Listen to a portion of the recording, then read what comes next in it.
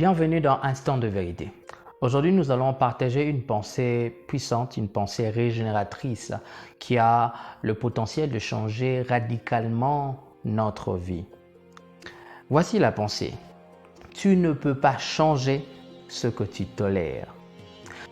Cette pensée est tellement profonde et elle demande d'y consacrer un temps d'analyse afin de saisir les vérités qu'elle véhicule.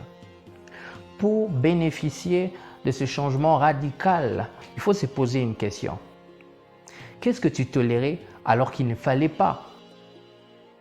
Prends un instant avec toi-même et dresse une liste des choses que tu tolères alors qu'il ne fallait jamais tolérer.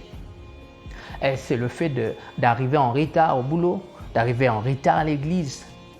Est-ce la médiocrité, la pauvreté, le péché, la procrastination?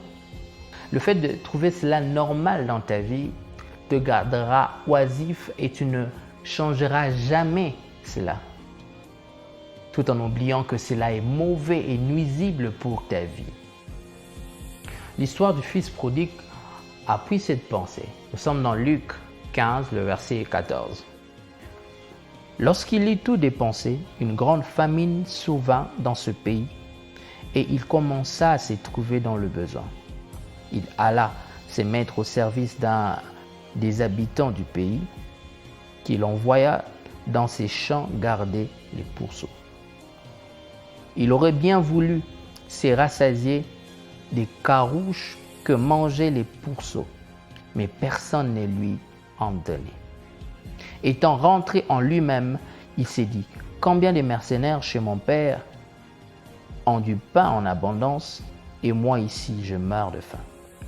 Je me lèverai, j'irai vers mon père, et je lui dirai: mon père, j'ai péché contre le ciel et contre toi. Je ne suis plus digne d'être appelé ton fils. Traite-moi comme l'un de tes mercenaires. Écoutez ce qui est dit au verset 20. Il s'éleva et alla vers son père. Le verset 20 nous révèle une vérité, c'est que le changement est révélé par l'action. Nous voyons le fils prodigue qui avait pris conscience.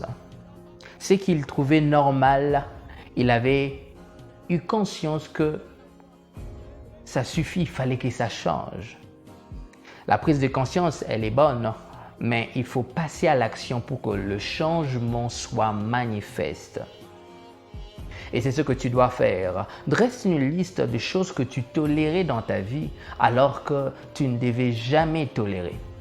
Et ne te limite pas qu'à prendre de bonnes résolutions, mais passe à l'action et tu expérimenteras ce changement radical. Sois renouvelé au contact de ces paroles. Demeure béni.